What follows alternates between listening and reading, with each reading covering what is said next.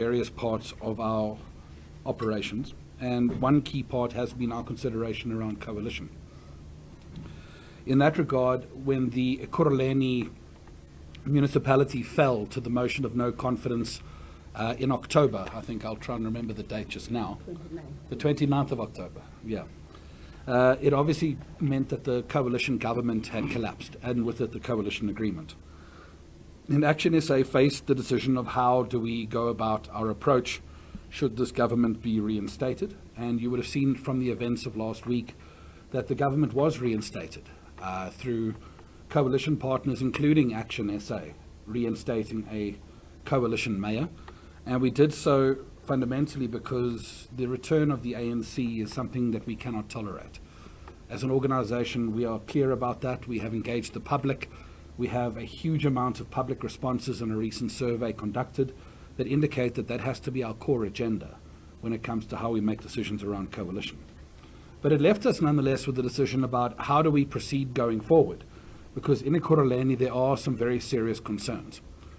And those decisions that were made last week were communicated to our coalition partners in a letter sent on Friday or Saturday. And what that letter specifically said was that ActionSA would not be taking up positions in the mayoral committee of Ekurhuleni. We had previously held the positions of public safety as well as health and social development, and that the fundamental reasons for us doing so was that we are dissatisfied essentially with three things. One, basic service delivery in the metro, which I will come back to now. Two, agreed priorities of the coalition government that are just not being implemented. And three, what we regard to be the obstruction of local structures' efforts to obtain the majorities required to defeat motions of no confidence and pass budgets. Essentially the question of stability. And let me unpack those three things for you now. So after engaging our caucus in Ekurhuleni, who brought a lot of these concerns to our attention, ActionSA commissioned a public poll of 3,000 residents in Ekurhuleni. And those 3,000 residents responded to a series of questions that would give us an idea of the performance of this government. The first is that 62% of the residents of Ekurhuleni felt that the city was moving in the wrong direction over the last 12 months. And that is particularly concerning when you regard that only 23% felt it was moving in the right direction. In addition to that, a question was asked whether things had gotten better, stayed the same, or gotten worse over the last 12 months. And there, 50% of residents felt it had gotten worse, 32% said it had stayed the same, and only 16% felt that life had gotten better over the last 12 months. And I think of great concern to ActionSA was the fact that 57% of respondents did not feel that they trusted the government to continue based on their experiences of service delivery. And for that reason, we had some serious soul searching that needed to be conducted about our role within this multi-party coalition. Because, as has often been pointed out by you colleagues in the media, it is one thing to say you want to keep the ANC out, but how do you intend to deliver the services that have to be provided? And the Senate deliberated on this matter at great length. It also deliberated on this question of the ability to secure a majority, which you will know ActionSA has been vocal about, including even in press conferences in February this year. I mean, letters to our partners in the multi-party coalition, where we have discussed these things even as far back as January, to say that we cannot be a minority coalition government that simply is waiting for the inevitable. We need to find ways of securing the majorities we need.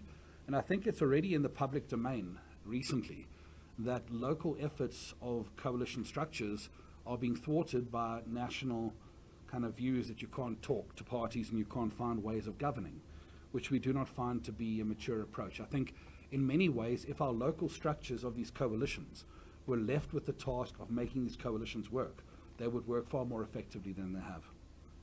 And then the final point are agreed service delivery priorities in our signed coalition agreement. There are some political parties that like to stand on lofty places and talk about an agreement as an agreement. And yet when you look at our signed service delivery agreement, insourcing a year later is no closer to being implemented than it was when we entered office. inner city rejuvenation, another thing that we put close at the heart of our government following the experiences of Herman Mashaba in the city of Johannesburg, too, has not made adequate progress. Labour agreements, the issues in these metros, particularly in Ekurhuleni, of labour relations resulting in instability and interferences to service delivery. These are all important issues that ActionSA put at the forefront of our agenda when we negotiated this coalition agreement in Ekurhuleni. And it is of concern that a year later it's very difficult to say how we have been able to implement these points. And where this becomes important is to appreciate that ActionSA, like any other party, has a constituency of supporters and people who, tell us what they expect of us to do when they put us into governments and give us their votes. And if we are unable to turn around and say, this is what we've done with your votes, this is what we negotiated into an agreement, and this is how it's been implemented, it creates enormous issues for us as an organization. And I can already hear my ears ringing with the sounds of, has this issue's been dealt with before, or are we raising it for the first time? Now, I carry with me in my hands scores of letters written by our caucus leader, Tloki Museki, to our partners there, talking about these very issues. And I think the point is, a year later, it's become a very serious concern for us. The question then obviously becomes, what now? Because we are an organization that is committing to two competing ideals, as it looks like in Ekurhuleni, these things are competing ideals. The one is we have to keep the ANC out. But in the second hand, what do we do to drive service delivery in this environment where we are having to deal with a coalition partner that is using their numbers to subvert our influence within the coalition? And I think in that regard, the decision taken by the Senate is that we will not take up positions in the mayoral committee. The feeling being that when you take up positions in the mayoral committee, you become complicit in the work of the executive, and you find yourself in a scenario where you are somehow encumbered. The fact that you take up positions means you need to go along more nicely, and you need to be more gentle in the way you raise these issues. And I think our perspective is, when you see the service delivery issues that are being described in the survey, when you have as much as 2/3 of residents saying things are going in the wrong direction over the last 12 months, we can't continue to deal with this in that way. We have to deal with it far more forcefully. And our view is that by being outside of the coalition and using our votes to be earned at every single council meeting is exactly the approach that we will take. We will defeat motions of no confidence that come from the ANC and EFF, and we will use our votes at every opportunity to do so, because we remain committed to keeping the ANC out of government. That is a commitment we have made, and we will continue to deliver on that commitment. But when it comes to the myriad of questions that have come to municipal councils on a monthly basis, we will apply our minds to each and every situation on the merits. And if what is brought before us is good for service delivery and for the fight against corruption, the coalition will be secured of our votes. And we will communicate that decision before every council meeting, publicly through a press statement where we explain what we will be voting for and what we won't be voting for, and what our reasons will be for doing so that we conduct ourselves transparently. And as indicated, if what is brought before us serves the residents effectively, we can be counted among the supporters of that item. But at the same time, we need to use our position as an organization to force issues onto the service delivery agenda that are currently not on the agenda sufficiently. And our colleagues from Ekurhuleni and Dr. Moya will speak to some of those issues in a moment. But in this metro right now, you have communities that was having refuse collected weekly not long ago that is now being collected every 3 or 4 weeks. Now, these are serious issues. And what the residents of Ekurhuleni can understand about our approach going forward is that our ability to support budgets and adjustment budgets and IDPs going forward will be contingent upon budgets that address these kinds of issues, so that we can make sure service delivery remains at the heart of the agenda. I think from my side, these are the core issues that we wanted to convey, and I would request that in conveying them, we remain very, very clear that we are working to keep the ANC out, but that we have taken the decision not to take up positions in the mayoral committee, so that we can use our votes outside of the coalition to petition for stronger service delivery. rather than being in the coalition and being complicit in something that we ourselves cannot control as an individual organization. From my side, I know my colleagues will be able to cast further light on these things, and I think we're always very grateful to have such excellence in our party with people like Bongani Baloy and Dr. Nasipi Moya, people with so much experience in governance and who can shine light on some of these governance issues for you in a very direct kind of way. But from my side, thank you very much. Thank you. Thank you. I think you can pass it to Wahana. Would you like to swap?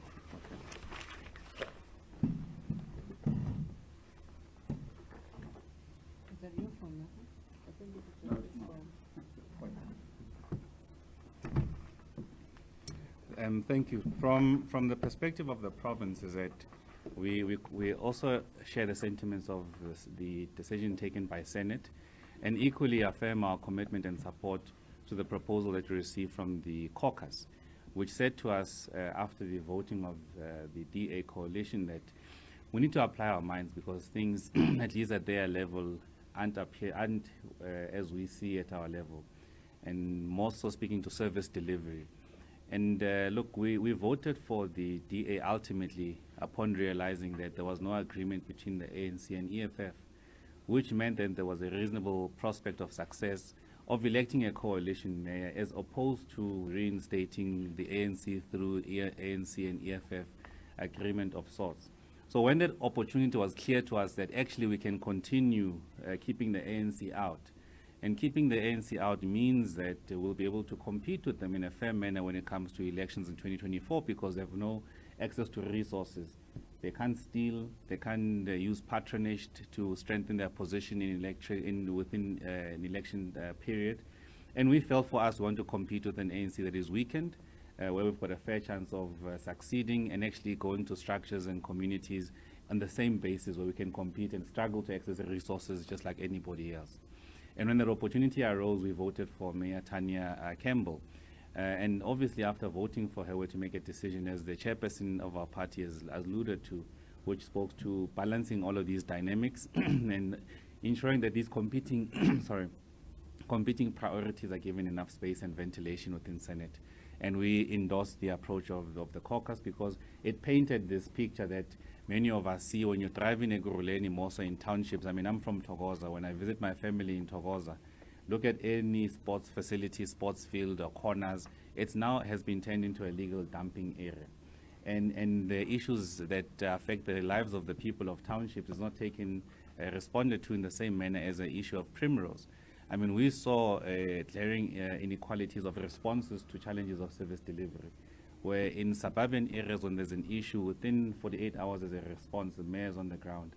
But when it comes to areas and townships, there's a period where people must contest and be forced to go into those spaces. And our MMC, who was part of the government, would be the first respondents in these situations. And it's something we can't tolerate as a government. I mean, we govern for everybody, not giving preference to others and not the others. So we supported the option, the proposal from the caucus to say, let's consider something different. Let's ensure that we are able to stand outside of the coalition, be able to influence the coalition and the government in a much more robust manner, taking the role as a constructive opposition and seeing and ensuring that they deliver. And obviously the municipality has eminent challenges: financial stability, refuse collection, infrastructure. I mean, the financial position of Ekurhuleni is in a precarious situation. As the report from the MMC of Finance delivered to Council a month ago, which was at pains to explain that the number of critical projects needs to be abandoned at whatever stage they may be in. So I really think the financial challenges of these metros will become something for us to keep having a conversation about over the foreseeable future, because all of them are facing a difficult question. When you ask the question, are they an ongoing concern? I'm not sure whether we can equally, all of us, get to the same question, which is a response which is a yes in this case. So there are those challenges that we are facing, and as a party we accept that, and also accept that in a very dynamic and fluid space, we are also not stuck to one party or one position rather, which is dependent on positions in council. We are equally ready to stand outside of government and its excesses to be able to say our agenda is to deliver the following for the residents, and we can equally achieve that even when we are outside. And obviously there's also a looming question about the stability of this metro being a minority coalition various questions. I think you journalists know more better than us in ActionSA what may happen when the ANC and EFF ultimately resolve their issue and find each other and proceed to council again. And that creates a different dynamic. And unfortunately, that dynamic or reality creates a situation in government where you can't plan for sustainable service delivery over a long period of time. You can't have a predictable environment internally in the institution. And ultimately, that space is then manipulated by administrators in that space who can do whatever they want because politicians are worried if they will get their salaries as executive in the next month or not. So we don't want to be constrained by that reality. We've accepted that we're going to be opposition and a constructive opposition, and we're going to thrive in being a constructive opposition. I'm going to hand over to the other speakers who will speak about the substantive part of the delivery of services, the stability of these institutions, and some of the challenges and the issues that are of paramount importance for us as ActionSA, which will become a source of negotiation for us if we are going to support the adjustment budget and reports in council, and certainly how we are going to conduct ourselves, because we're not a party that operates in secrecy and drama at point number 95. So you need to be aware of what is the approach you're going to follow when you're going to council. I think on the 24th this month, there's a council meeting in Ekurhuleni. An agenda of council will be delivered, and we're going to publicly announce what we're going to support for, what we're not going to support. And that's ensuring that there's transparency and accountability from our side as well. So you appreciate what we stand for and what we're trying to achieve as well. So I'm going to hand over to the next speaker, and then they can clarify, the caucus leader can clarify, I think his experience of being in this situation, the achievements that he has been able to make in bringing back law enforcement and actually enforcing bylaws of the city and showing presence and ensuring that the cities are safe. So he can speak to that and his experience as well, and Dr. Nasipi can speak to the substantive issues as she's going to elaborate. Thank you. I'll go to the corner. Okay.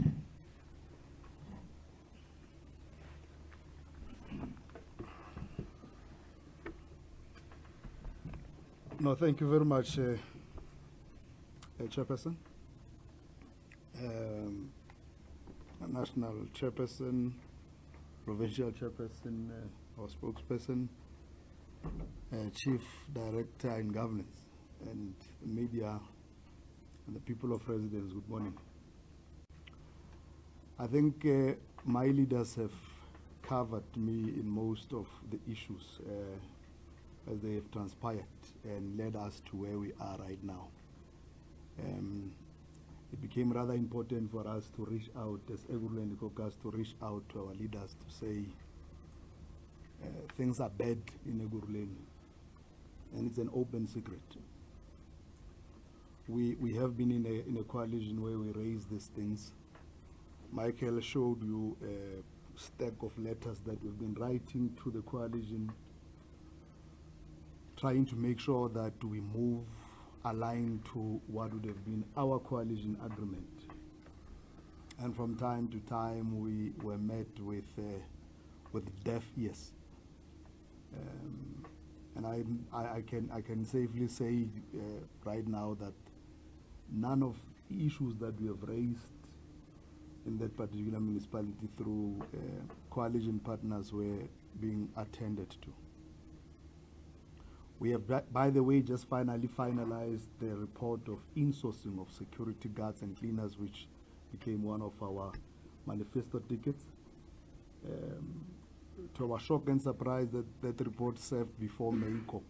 An hour before it went to the MEICO, we were not given chance to apply our mind into that particular report, but that report simply saying the city cannot be able to do this thing, it's too expensive and cannot be afforded and whatnot. And we said to them, we will give you a recommendation.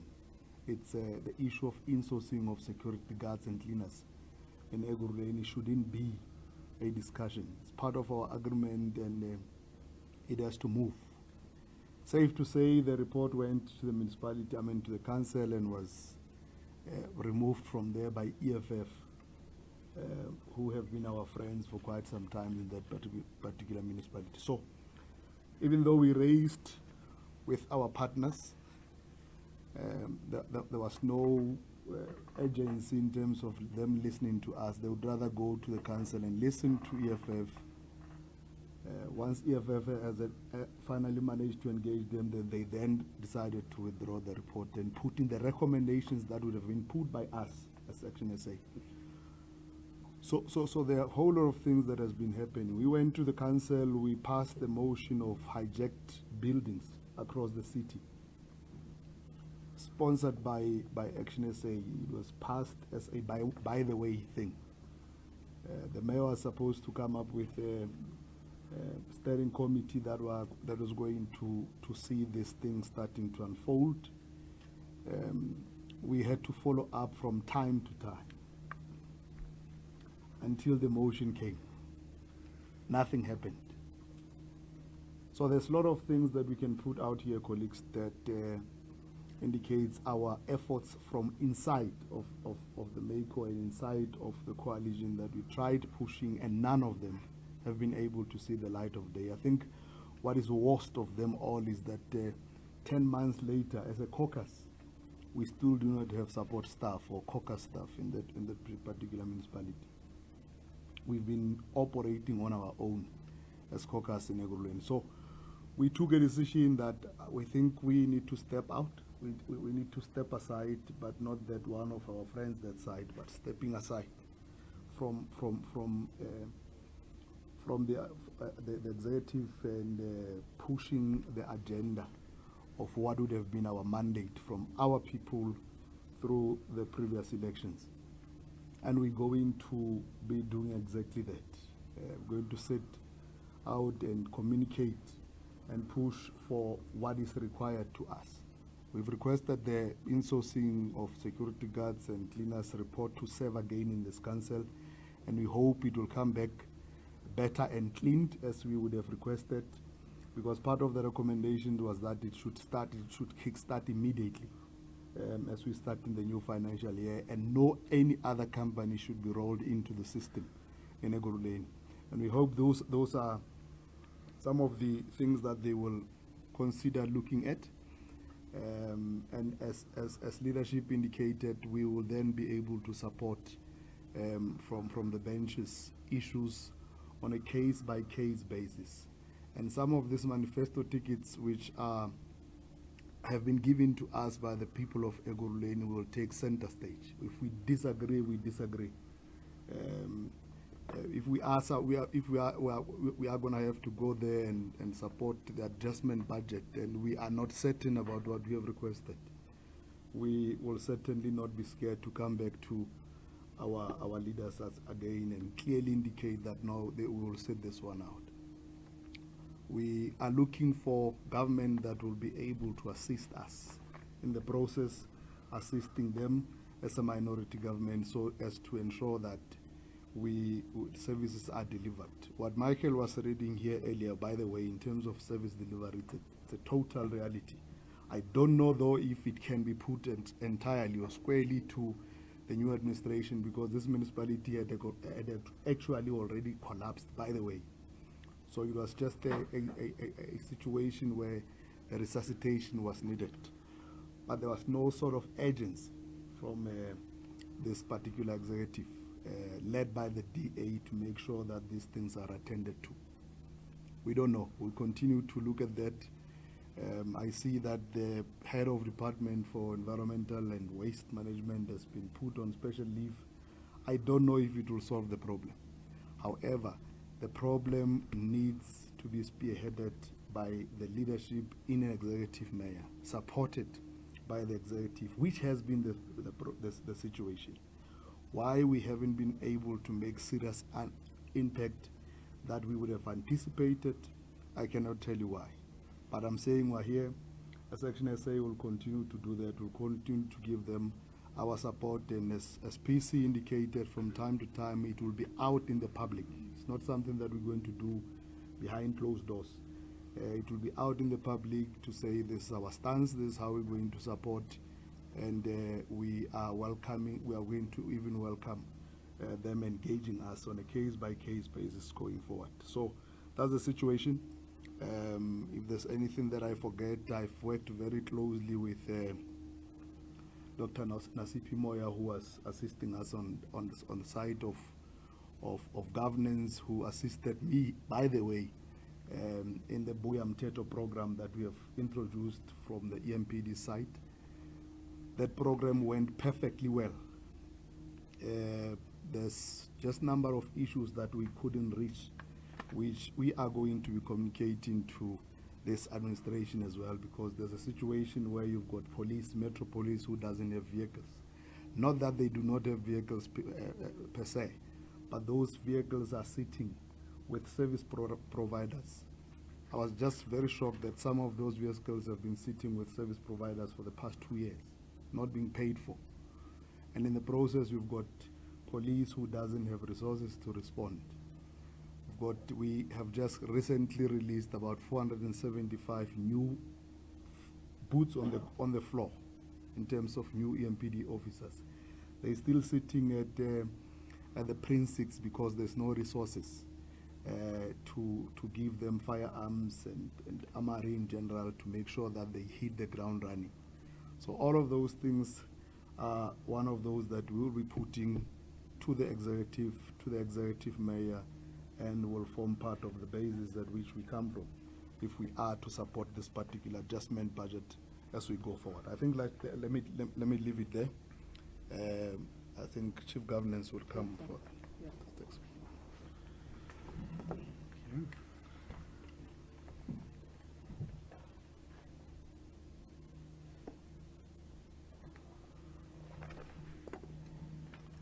Good morning, colleagues, members of the media, my colleagues, and the residents of Ekurhuleni. My colleagues have covered a lot of what we want to put forward for our case in Ekurhuleni. But I think, colleagues, just to latch on what Tlhogi is saying in terms of our performance within the executive, we have kept or expected the same standard of performance in our MMC. We're not leaving this coalition with dismal failure. In the first quarter of this year, we achieved all our predetermined objectives, 100% on both our portfolios. So it's not that we're expecting other portfolios to perform while ours were not. I mean, we have kept the standard that Senate gave us at the beginning of the year in terms of when we are in these councils, what is it that we need to look at? So that for me, and congratulations to my colleague for achieving that with very few resources. That's number one. Now, my colleagues are talking about us now taking a different approach in the city of Ekurhuleni, that of being a constructive opposition. What does that mean to us? The comfort that the residents of Ekurhuleni can have is that we're not changing the whole strategy. We're still going to have our councillors going into oversight committees and to be robust in the legislature and to hold the executive to account. That is still going to continue. And we're going to be public about it. We don't have limitations anymore, so we're going to go public. When there are issues, you will know. So that's the first thing. It was happening. Maybe we were very soft in terms of communicating what is it that we are doing in our legislature. That is going to continue. Secondly, the rules and orders provide us with mechanisms in which we can drive service delivery agenda.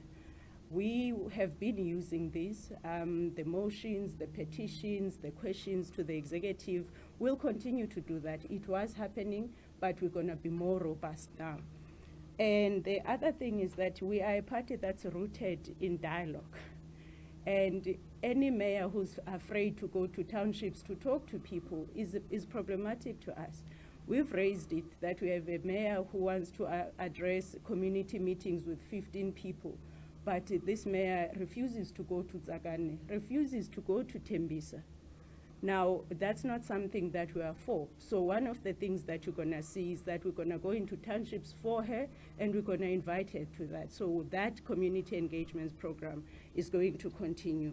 But immediately, what is it that we'll focus on? Is that we have an adjustment budget that needs to be approved end of January, end of Feb. So what we have done as we were putting the case to the Senate in the past week that the National Chair was referring to, was to also just to give them an appreciation of the state of affairs in the city of Ekurhuleni. And we looked at the financial situation that the Provincial Chair was referring to. What you would have on the predetermined objectives for quarter one City of Ekurhuleni is under collecting and it's under expending. Now, it's a problem for us that for CAPEX, they only spend 9% of the 25% target for CAPEX. What it means is that there are projects that are now going to stand idling in the communities. That's a problem for us. That's something that we're going to monitor going forward. But when it comes to then service delivery, we have made the case to the Senate again to say the city's overall performance is in the 60s. That doesn't shock us very much, and that's average for a metro. However, the portfolios that are underperforming, that's the infrastructure cluster as well as service delivery coordination departments. That's a huge problem for us. So we're going to look into that. But also, colleagues, more specifically, what is it that when we go to adjustment budget that will be demanding? I think the first thing that will be demanding is resolving of the issue of waste in Ekurhuleni. We know it's not a problem that started last month. I know that the mayor wants to now, heads must roll, but as the caucus leader is saying, that is not going to resolve the issue.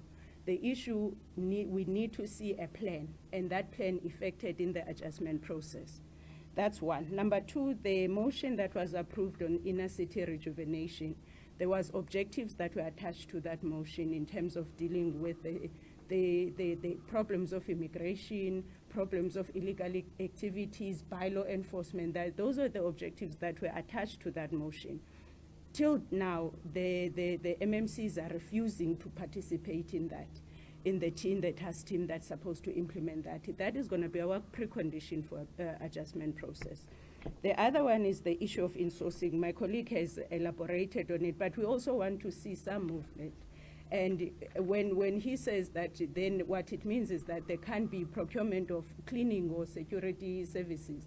That means we need to see that in the adjustment budget. And the other one is the issue of repairs and maintenance. We have noted, colleagues, a very concerning expenditure trend where the city underspent by 40%. That's a big problem because what it means is that streetlights are not being fixed, potholes are not being repaired, the workshops for fleet, those things are not being maintained. And that's a big problem for us. So those are the things that when the mayor approaches the ActionSA caucus, those are the things that we're going to put forward because we believe that these are the things that are important to residents. The other stuff, they come secondary. So with those words, colleagues, thank you so much. That's my contribution. Thank you. Thanks very much, everybody. Thank you, colleagues, for that elaboration. I'm not sure, is the live stream still happening? All right. If people are on the live stream, I think you can reach us for your questions via our cell phone numbers, which are already there. I'll take questions now. Please do tell us who you represent and who you're directing your question to. I see Neza there. I saw yours and hand next. I'll take you. I'll take yourself, sir, and I'll take you last. That'll be the first round. Thank you. Neza, please go ahead. It's Diazon and Tonje from Power FM News. I'll just take mine and Ragusa and come back for second round. Are you pulling out of the coalition completely, or you're just not going to be part of the executive, but be part of the coalition? That's the first question. The second question is, if 50% of Ekurhuleni residents are saying that the situation is far worse than it was before, surely that means that there is no confidence in the executive mayor and the leadership of that coalition. That should say something to you guys.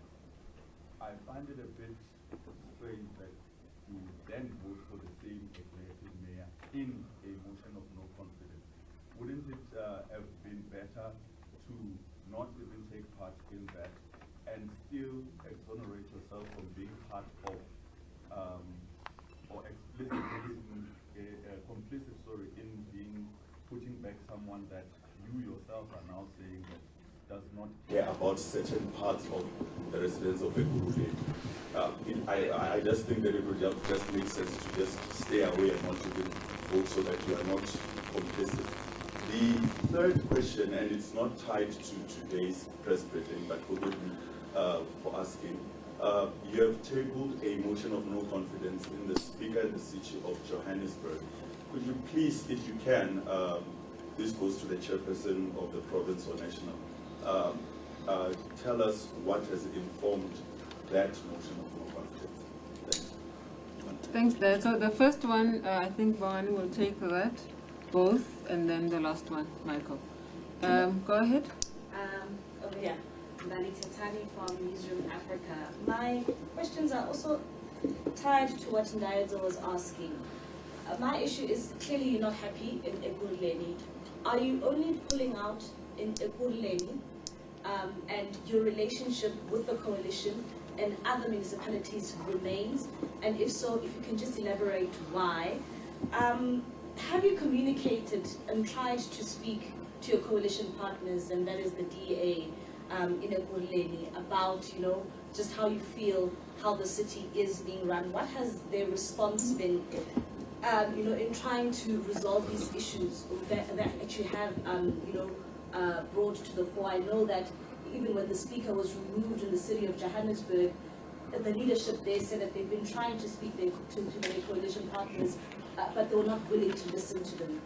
The status of your coalition as a whole in Gauteng, where is it when it comes to the DA? Are you still finding each other, or are you still working on your relationship? Do you also, in Gauteng, completely rule out ever working with the EFF, ever working with the ANC? Thank you. Thanks very much. I think you and Esther. Sure. My name is Provincial. Oh, sorry. Apologies. Go ahead. Okay, so I'm postponing from Eyewitness News. So if I hear you correctly, Mr. Bowman, is that you are saying there are efforts at the national level that are thwarting and actually suffocating the voices of councillors at a local level, and that is one of the problems that you might so someone was saying that you're only putting up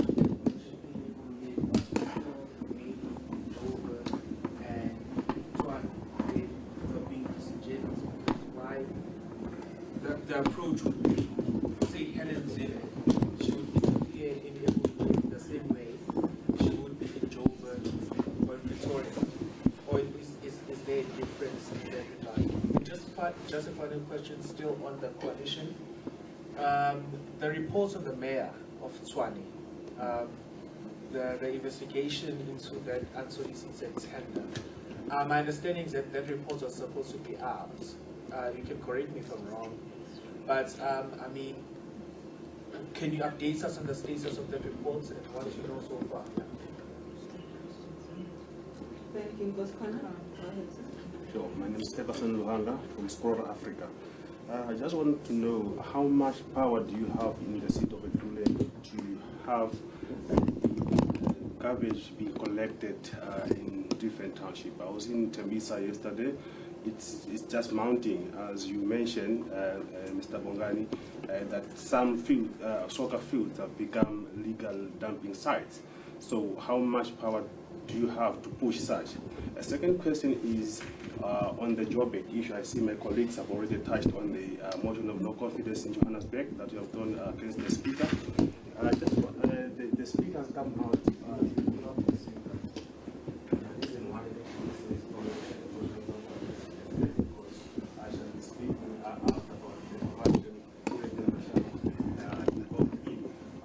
What's your take on such comments? Thanks very much. The last final one for this round. Say that again. Yeah, the first question is on the public survey that you conducted. Could you just take us through the methodology that you used? Sure. How was it conducted? You were on the market research on your behalf? Was it communicated?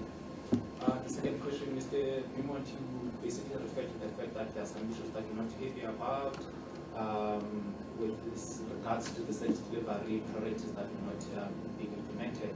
But the thing is, we don't know exactly what it is that has not been implemented because, I mean, these coalition agreements are not public.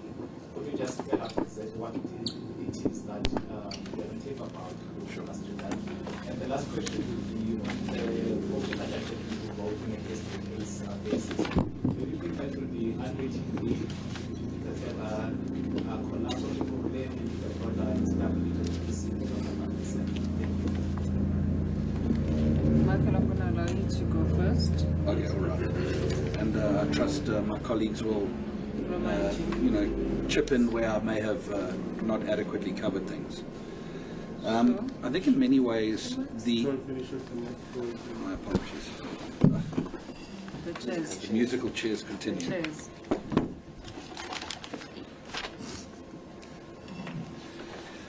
All right, thanks.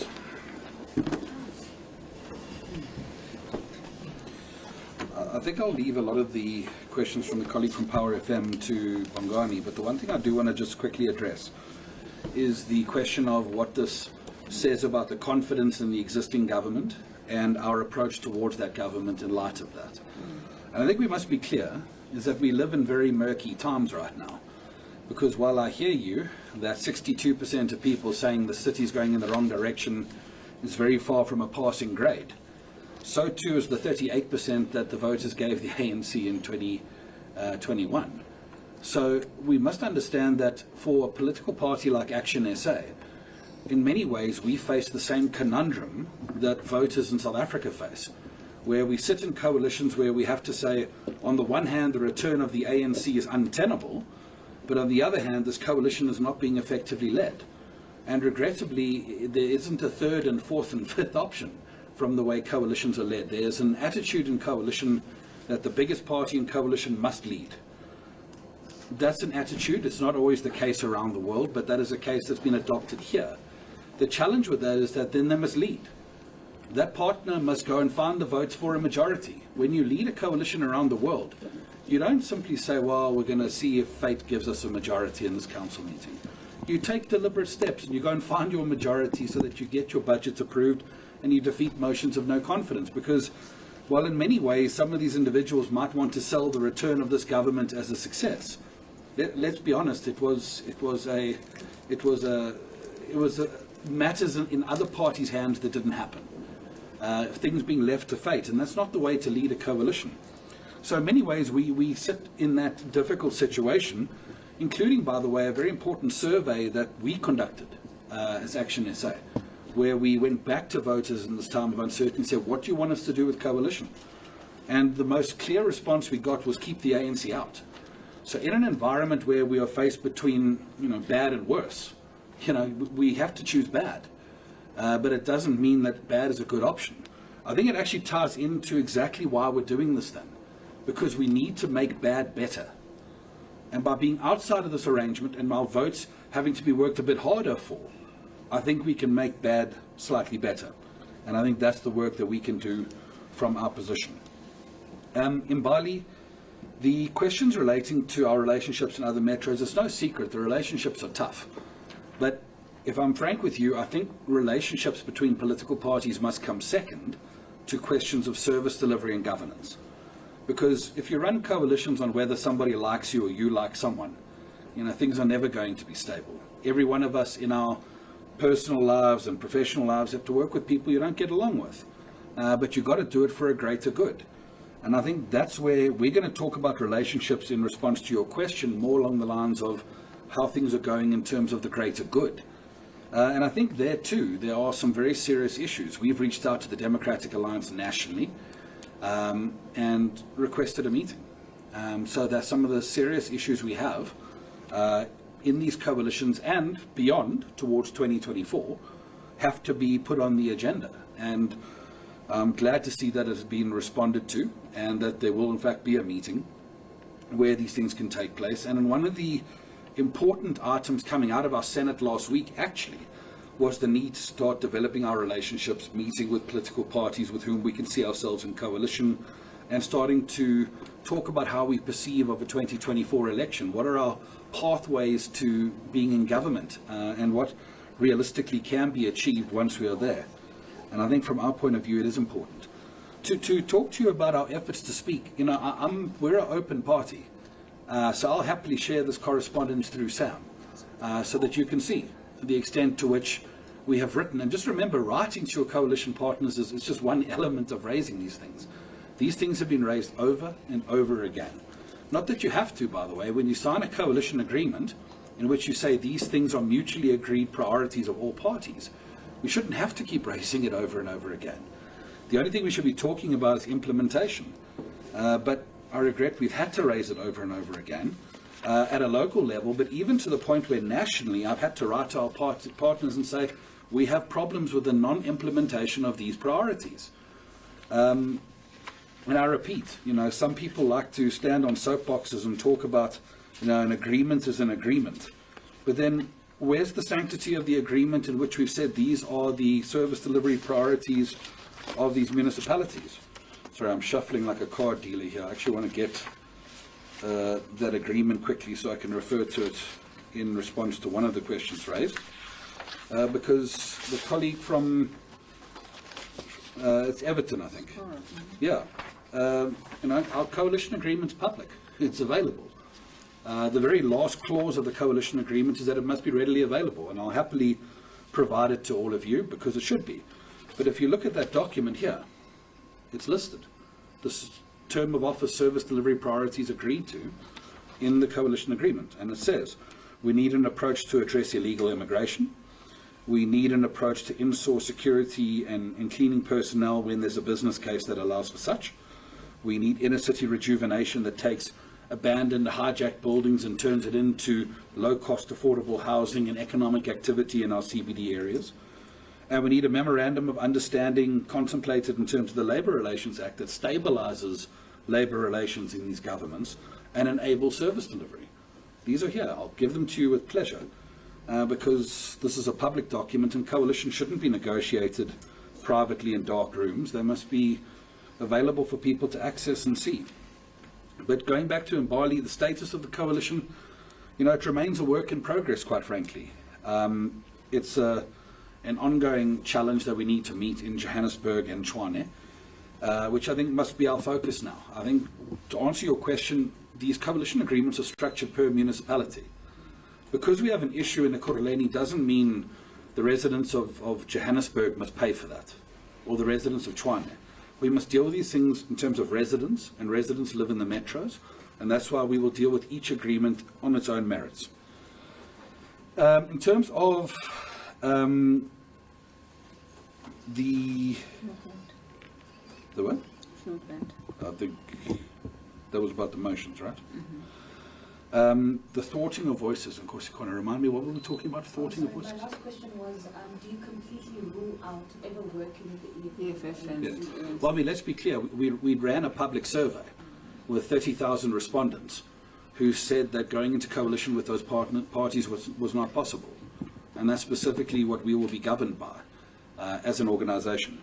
And I mean, we will continue to point people there when you ask us that question because we must be guided by structures and ordinary South Africans who want to see ActionSA going in a particular direction and for whom we don't have the right to alienate their trust and do something fundamentally different. Remind me, Kosikon, the thwarting of voices? So if one of your big problems is that councillors at a local level. Thank you. Yeah. Sorry, you reminded me. Thank you very much. So in other words, the issue here is that local councillors in these coalition agreements are at the coalface. They know what residents need, and they know how to make their governments work. Every day they live and die on how many numbers they have in their coalition. And they understand what building a majority means, because they're the ones who go to councils, and either they get a majority of votes behind something or they don't. And I think we've seen, including on 702, by the way, I mean, you've had some revelations revealed there about mayors who are willing to do what's necessary to make this coalition survive, and nationally they're being told no. And that's a problem for us, because I think the world model, best practice for coalitions is local management of coalitions. And I think had that been the case here, in many instances we would not have the challenges we have when people who are far removed, people who don't even live in Johannesburg, Ekurhuleni and Tshwane, are sitting there saying, no, we mustn't do this and we mustn't do that, even though the consequence of what they're saying is certain defeat in motions of no confidence and an inability to pass budgets. And I think from our point of view, that is a big part of the problem. In Johannesburg, it's slightly different, though, remember, because there's a pathway to coalition that is involving, for example, the Patriotic Alliance in Johannesburg. The coalition is only 7 votes short of a majority now. They have 8, I think it is.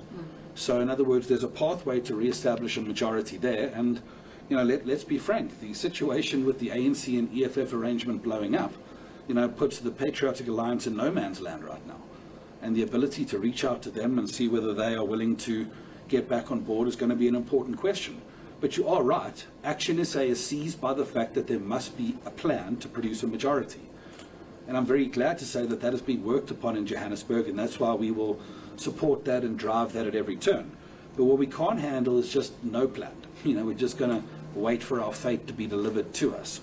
That's not a plan. And I think, as is often said in the world of strategy, hope is not a strategy. And we can't be surviving on hope. We have a duty to our residents to make sure we put in place the plans that ensure these governments last 5 years. And I'm sorry to deviate slightly here, but there's a reason why.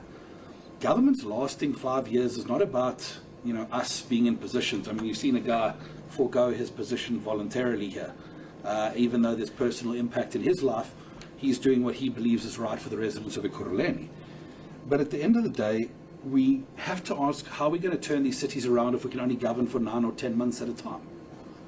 Bongani refers quite correctly to a serious problem of municipal officials who don't understand where the authority lies in the executive. Is it going to be this party this week or that party? These are serious challenges, especially in an environment where municipal officials need to be led from a strategy direction point of view. And that's why we're saying we've got to have active measures to ensure 5-year terms of government. And then I think to deal with the business day questions, the methodology of the poll was telephonic. It involved calling 3,000 residents of Ekurhuleni with a survey that asked a variety of questions. At a 90% confidence level, the margin of error in that poll is 3%. And I think you're seeing national polls produced on less than 3,000 respondents. So from an Ekurhuleni standpoint, that's a very credible poll. But I also think it's quite important when you're asking someone a question, are things going in the right direction and wrong direction? We're asking for the last 12 months, specifically. And those are very straightforward questions. They're not complicated. There's no hidden meaning behind them.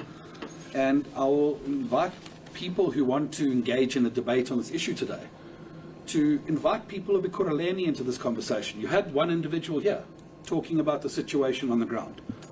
Let's have conversations with people in Ekurhuleni, because what you often see in a debate like this is people in other municipalities who are not even in the province, laying down opinions about what ActionSA is doing here. And wouldn't it be great if we actually heard the residents of Ekurhuleni in asking them what they're experiencing on the ground? And I think if you, as members of the media, take that approach, you will find that what we're producing in the survey is consistent with what you will experience as well. Thank you. Thanks, Michael. I think, Bongani, you've got a few.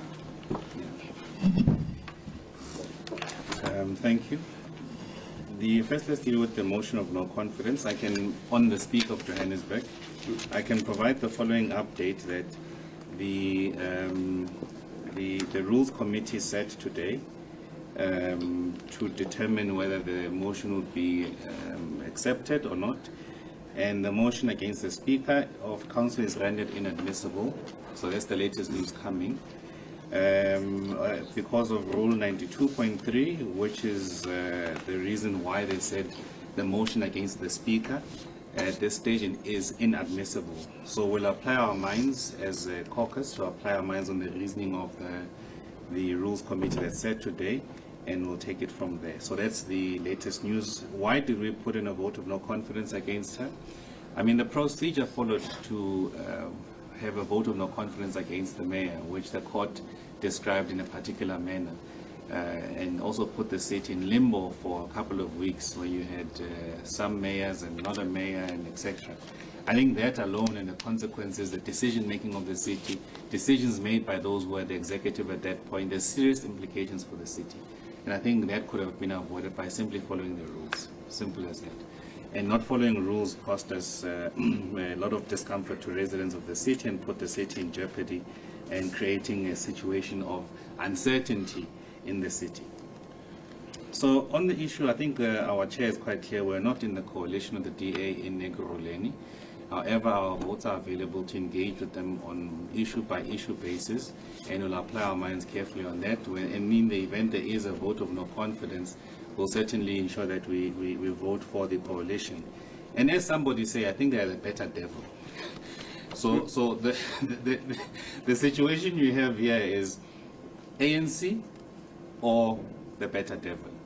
Unfortunately, we had to vote for a candidate whom we believe has capacity issues, lack of capacity to run such a sophisticated institution in Gauteng. And as a consequence of where we are, we had to accept that these are the limitations we are working within. It would have been much better if the DA had said to us, we've got a different candidate. But the DA felt it's important for them to support, as they have always done, the same candidate as was subject to a vote of no confidence. They throw their confidence behind their candidate. So we are placed in a really difficult position. So for us, it wasn't a decision of amongst angels, which is a better angel. It was who's the worst devil, who's a better devil in this case. And equally, our interest is keeping the ANC out. The longer the ANC is out of these executive seats in government and not responsible for patronage and corruption, the more we're able to compete with them in a meaningful way on the ground, because all of us will be subject to the same environment. There won't be anybody who has got an advantage as a consequence of patronage, corruption, and a number of those things. And that's important to ensure that we keep them out as long as possible so we can have fair and free elections, which is very competitive. The issue on Mayor Randall, the report was tabled at the coalition meeting, and the report, what it did, it said on the issue of transgressions against the MFMA, when it looked at that one item that was tabled before council, it said the Mayor Randall did not contravene the MFMA. But what it did not further do is actually say at the point the process of Kratos started in 2019, and the recordings, which makes it material, because what it does, the report, it says the mayor also transgressed the code of conduct of councillors and also the delegations of council by involving himself in things in procurement which he should not involve himself in. But if the investigator had actually done a step further and actually considered the matter from 2019 until now, not just one item of council which related to the public process of going to public, soliciting public views, which is actually linked to the process of procuring from, in an unsolicited bid approach, procuring from the Kratos people. So the next step for us is a report, a complaint by ourselves to be filed to the Speaker of Council in Tshwane. So a council process investigates the matter substantively, over and above just looking at that one council item, but to look at when the matter originated. And what gives us comfort is that there is something for the mayor to account there in that process, is the fact that already there's two findings, one saying he transgressed the code of conduct of a councillor, and number two, that he's also transgressed the delegations of council. And I think that becomes very material.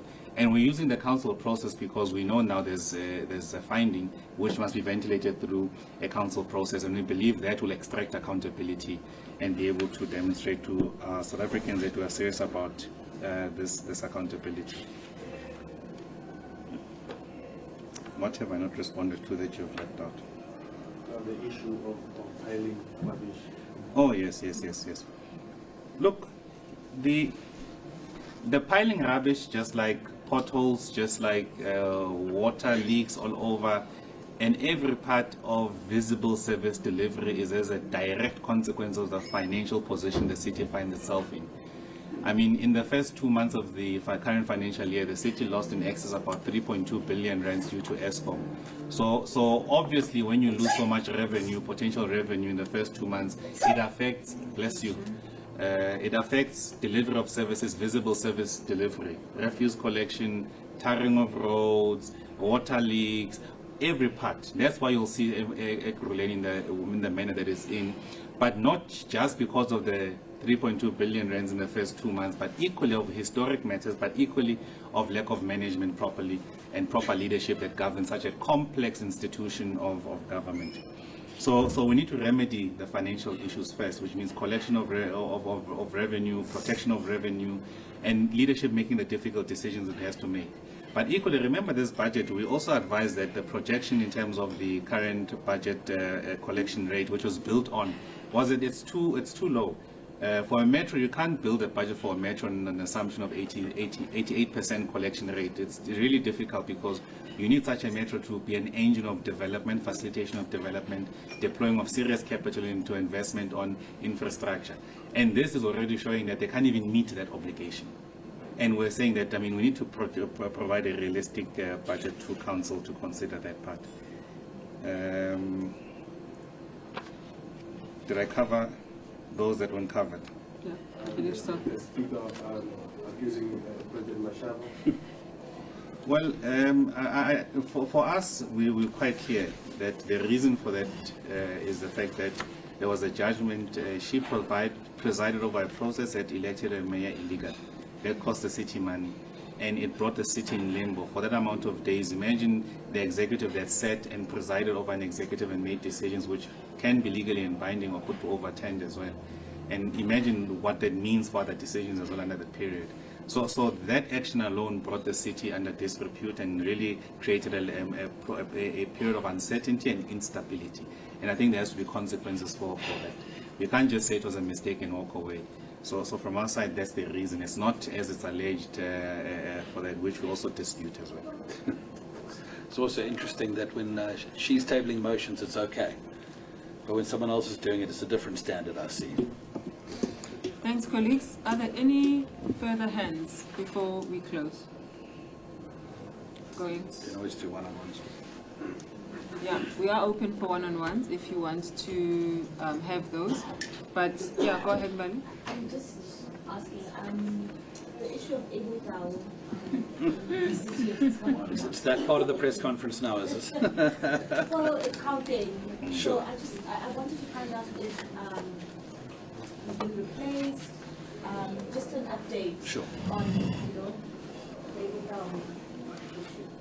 As I should. Go ahead. Yeah, good. You are the chairperson. We're all in the same meeting. You're the chairperson. Mr. Abletau is no longer a member of ActionSA, which created 2 vacancies, one vacancy in Tshwane PR list and another vacancy in the Mayor Committee of Tshwane.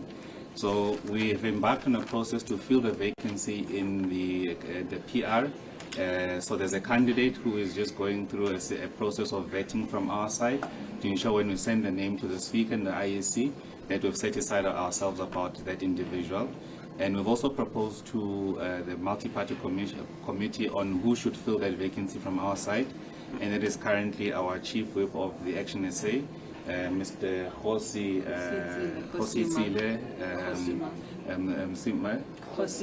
Khosiman, yes. Khosiman.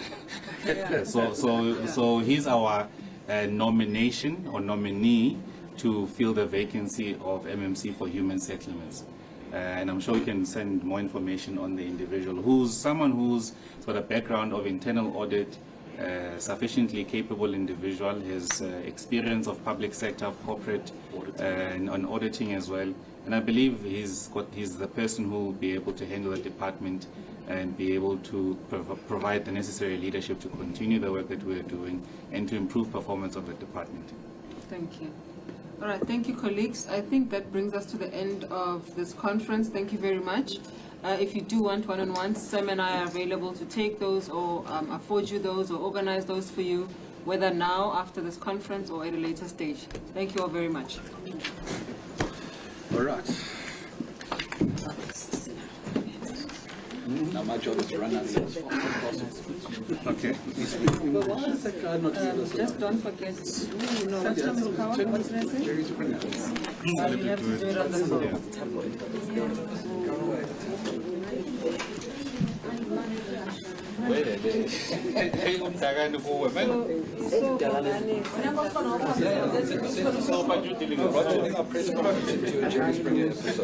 You can send us his questions separately. Yeah, no, And then look at the system now. Hold on, let me.